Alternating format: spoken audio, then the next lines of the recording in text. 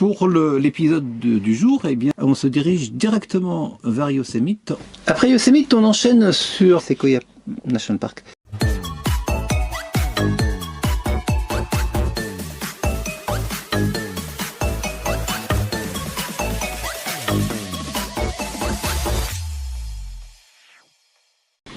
Bonjour. Bonjour à tous. Aujourd'hui, on s'enregistre dans Oscar parce que, comme vous le savez, nous ne faisons pas nos interviews à l'instant réel qui correspondent à ce que vous voyez par la suite. Et là où nous nous trouvons actuellement, les températures sont fraîches. Donc, c'est fini la rigolade. Maintenant, on va se mettre dans Oscar. Pour l'épisode du jour, eh bien, on quitte San Francisco et on quitte plus généralement les zones un petit peu urbanisées de Californie pour se diriger vers les parcs nationaux, les grands parcs. Alors, c'était un peu une surprise pour nous. On a découvert qu'il y avait beaucoup de parcs en Californie et des parcs très variés. Le plus connu d'entre eux s'appelle le parc de Yosemite et c'est par là que nous commençons. On se dirige directement vers Yosemite en prenant droit vers l'est à partir de San Francisco. Il faut encore sortir de San Francisco, ce qui est un peu compliqué parce que c'est une ville avec plein de baies, des ponts partout et forcément des autoroutes urbaines. Et puis progressivement, on se retrouve dans une campagne assez riante parce que c'est le printemps déjà et on le sent autour de nous et on traverse des exploitations plutôt fermières, des plantations d'agrumes et progressivement donc on voit de moins en moins d'habitations et de plus en plus de nature et on monte vers Yosemite. Et je dis on monte parce qu'on monte physiquement. Yosemite c'est un parc de montagne. Alors ça c'est pas de la haute montagne, on va être dans la Sierra Nevada et la Sierra Nevada va nous accompagner dans les semaines qui viennent. Les différents parcs de Californie intéressants de la partie montagneuse de la Californie s'organisent autour de la Sierra Nevada.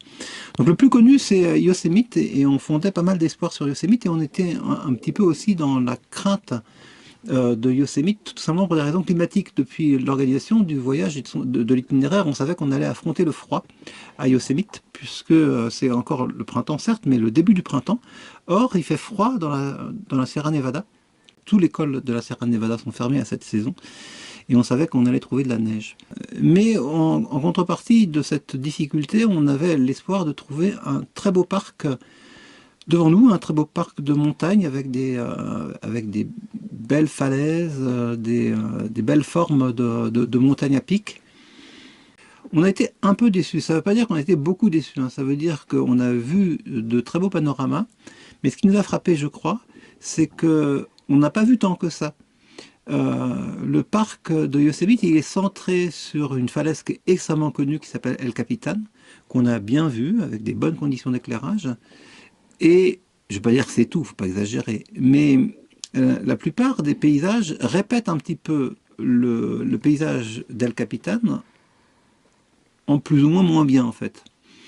Et pour ce qui est de la forêt, des marches, des chutes d'eau, certes elles sont là, mais pour nous elles n'ont pas eu un caractère exceptionnel. C'était juste des belles chutes, des beaux paysages de montagne, sans que ce soit très très différent de ce qu'on avait déjà vu. Alors peut-être pour décrire un peu El Capitan, c'est une échancrure entre deux à-pics qui forment comme un canyon, mais un canyon quand même relativement large. C'est pas les canyons très étroits qu'on va voir par la suite. Ce qui est impressionnant, c'est la hauteur de ces falaises, parce que je crois qu'il y a plusieurs centaines de mètres. En gros, comme ça, entre 500 et 1000 mètres de dénivelé pratiquement pur vertical.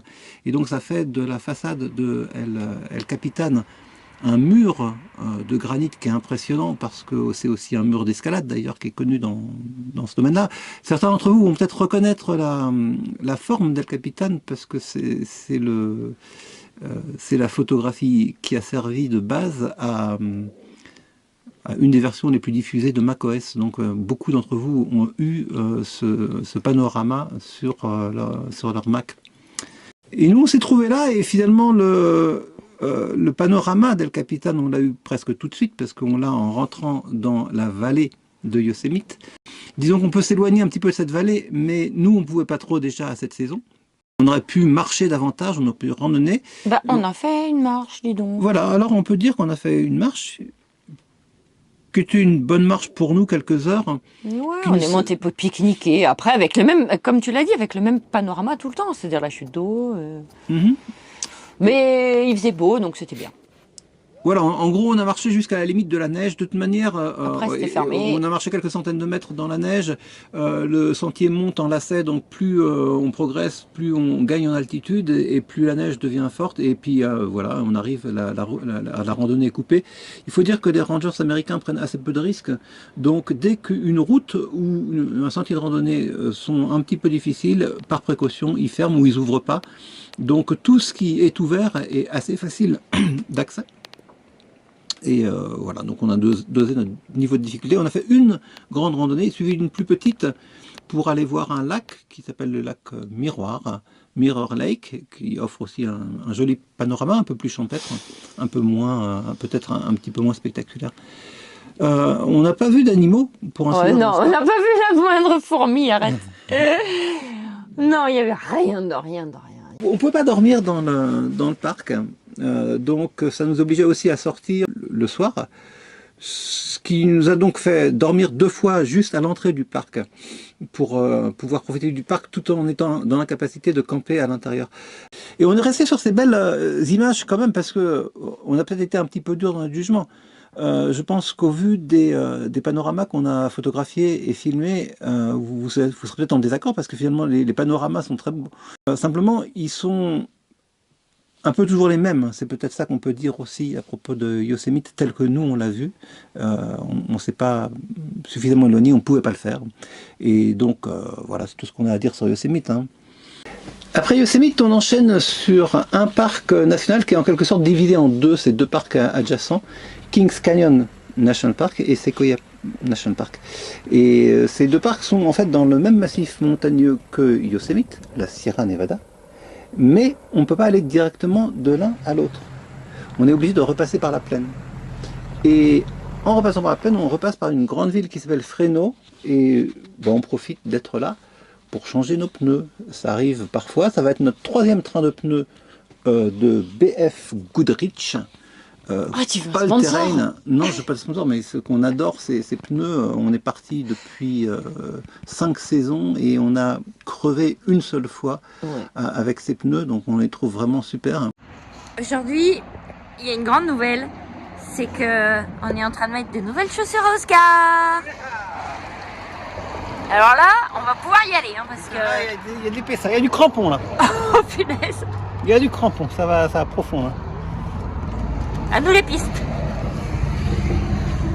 Et Fresno, c'était une assez bonne ville pour changer parce que c'est une ville assez grande pour qu'il y ait des dépôts de pneus et plusieurs monteurs de pneus qui sont un peu en concurrence. Donc voilà, on s'arrête dans 3 boutiques, on demande des prix, hop, c'est fait dans la journée. Donc ça, c'était quand même quelque chose de très pratique pour nous. Et puis après, on reprend tranquillement la route des parcs nationaux et on monte vers Sequoia. Alors Kings, on a à peine pu y aller. Techniquement, on est rentré dans Kings pour faire une sorte d'aller-retour de 20 km, mais c'était pas très intéressant et c'est vraiment le même type de parc que Sequoia. Donc on va décrire plutôt Sequoia. Sequoia est un parc que nous avons préféré à Yosemite. Tout simplement parce qu'il y a des séquoias géants.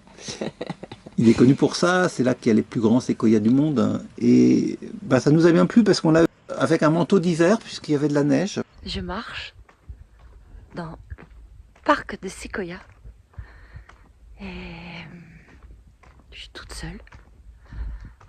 C'est beau, hein. Avec la neige, vraiment, c'est paisible.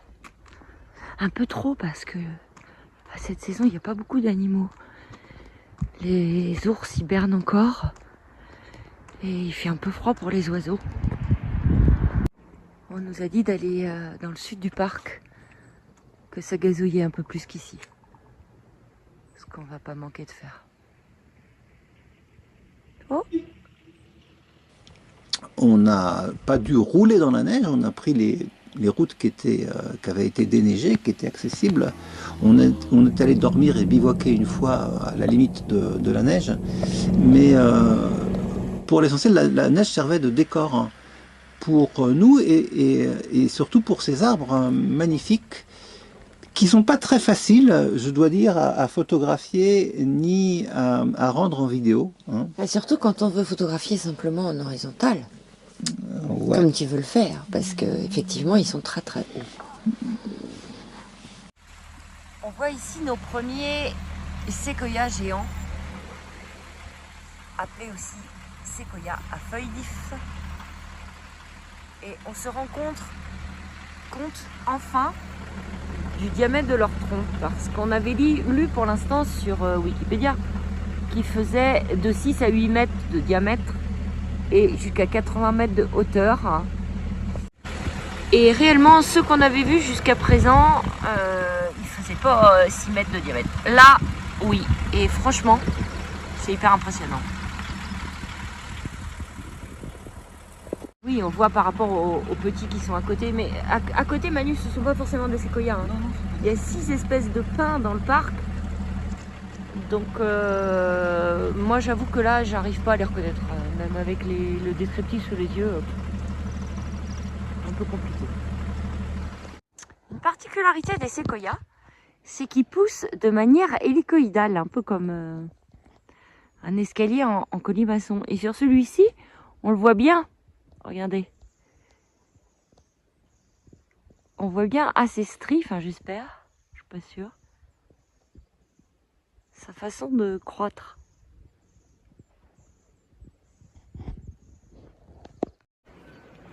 On voit sur ce tronc des traces d'incendie, et ce qui est intéressant, c'est que l'incendie fait partie de la vie de la forêt.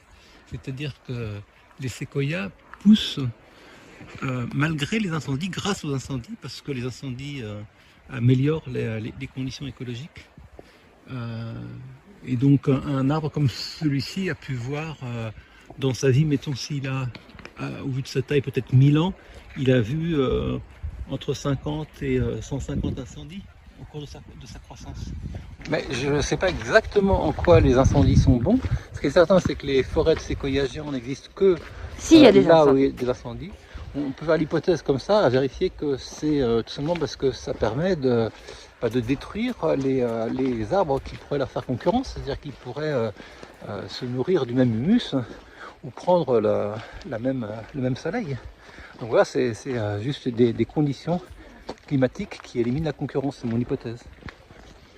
La raison pour laquelle les feux de forêt sont bons pour les séquoias, c'est pas tant pour la croissance que pour la naissance de l'arbre. En fait, sur un sol comme ce qu'on voit là, les graines ne pourraient pas germer parce que il y a trop de débris végétaux en hauteur. Il faut que ces débris végétaux soient nettoyés par le feu, de sorte que les graines puissent atteindre le sol minéral dans lequel la croissance peut se produire à l'origine. C'est une question bête, mais le feu, il arrive d'où? Ce sont des feux naturels qui sont créés par quand la forêt est très sèche. Ah bon? J'imagine principalement par les éclairs. Les feux de forêt ils prennent plutôt à la base. Et ils nettoient, donc ils créent des clairières au sein desquelles le soleil peut venir plus facilement. Aussi, donc il y a l'aspect de la germination et il y a l'aspect du soleil qui permet la pousse des jeunes arbres. Par ailleurs, pour les gros arbres, c'est pas un problème parce que l'écorce, c'est une écorce isolante qui protège l'arbre des feux. Alors il brûle un peu, mais pas au point d'entamer sa vitalité et pas au point, en général, d'attenter à sa vie. Si bien que les gros arbres survivent des dizaines d'incendies sans difficulté. Why are they so big and so old? On a déjà expliqué que l'épaisseur et la nature de leur écorce les protègent du feu.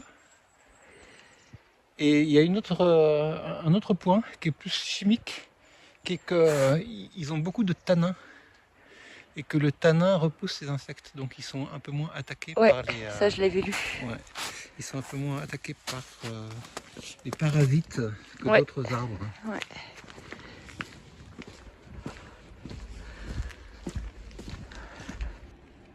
Regardez, cette photo, elle a été prise il y a 120 ans.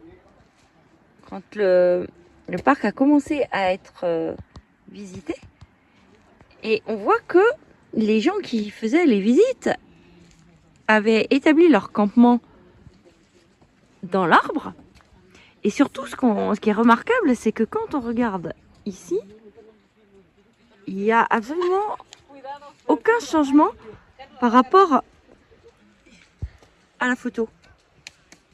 Il y a pourtant 120 ans qui se sont écoulés. Mais cet arbre-là, il est toujours là, dans le même état.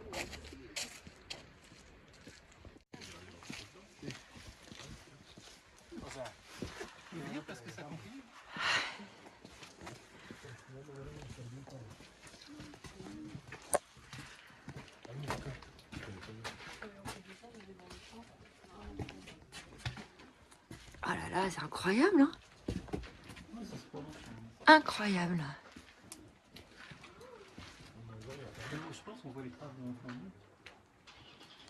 Bah, c'est noir, hein, de toute façon. Pardon? Si, ça sent le carbone froid, quoi. Regardez, on est complètement à l'intérieur du tronc qui s'est fossilisé. Donc c'est pas la peine qu'on aille voir Manu, la forêt d'arbres fossilisés, parce que là, c'est dur comme la pierre. C'est vraiment joli. Enfin, c'est surtout tellement étonnant de se dire qu'on est à l'intérieur d'un arbre.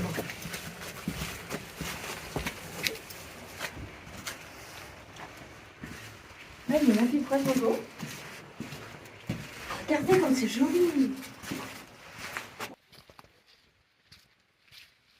C'est des arbres qui sont particuliers, leur masse impressionne. Alors on les trouve regroupés dans des sortes de... D'enclos. De quoi? D'enclos. Non, pour les plus remarquables d'entre eux. Non, mais ils viennent par quelques groupes d'individus ou de dizaines d'individus, ce qu'on appelle des groves là-bas. Je ne sais pas quelle serait la traduction exacte, peut-être combes. Des sortes de zones qui sont un peu creuses dans la montagne. Et parfois d'ailleurs les troncs sont très regroupés. C'est impressionnant de voir des arbres qui vont monter à plusieurs dizaines de mètres de haut. Je ne peux pas dire plusieurs centaines de mètres de haut parce qu'en gros les plus grands font à peu près 100 mètres, pas tout à fait 80 mètres. Mais ils ne sont pas d'ailleurs tellement appréciables par leur hauteur, c'est plutôt par leur masse générale et leur forme très légèrement pyramidale. C'est-à-dire que le tronc est quand même très très large à la base. C'est bon? Tu as l'énergie? Non mais viens. Je sais pas si vous entendez. C'est comme si c'était un peu du carton. Les séquoias tombent, les séquoias géants tombent. Et on peut se demander pourquoi ils tombent. La réponse évidente, c'est qu'ils sont vieux. Mais en tout cas, ils tombent parfois pour des raisons qui ne sont pas apparentes, qui ne sont pas directement apparentes. C'est-à-dire que les spécialistes de l'extérieur ne peuvent pas savoir s'il va tomber ou pas. C'est juste une fatigue structurelle. Et puis éventuellement, ils prennent un petit peu d'angle par rapport à la verticalité. Donc la masse simplement les fait tomber. Mais sinon, ils tombent aussi, et c'est plus étonnant, du côté, non pas vers le bas de la pente, mais vers le haut de la pente. Et ça s'explique parce que, et là on voit une bonne illustration. Illustration. Les feux sont plus souvent du côté haut que du côté bas pour des raisons de flux d'air apparemment et des raisons d'accumulation des branchages et des feuilles du côté amont plutôt que du côté aval. C'est assez logique, quand les débris tombent, ils s'accumulent, ils sont retenus par le tronc. Donc il y a plus de feu du côté amont et donc souvent en fait le tronc il est sapé côté amont. Oh. Je trouve que c'est un peu contre-intuitif. De quoi? Que ça tombe dans le... Ah bah oui, que complètement. Ça tombe vers le haut plutôt que vers le bas. Bah évidemment. Ouais. Et là c'est encore une illustration je crois celui-là. Qui est tombé là. Bon, on voit pas la souche. Il y en a quelques-uns qui sont connus comme le général Sherman, qui est un arbre qui est considéré comme le plus massif du monde. Le général Sherman. Le plus gros arbre du monde.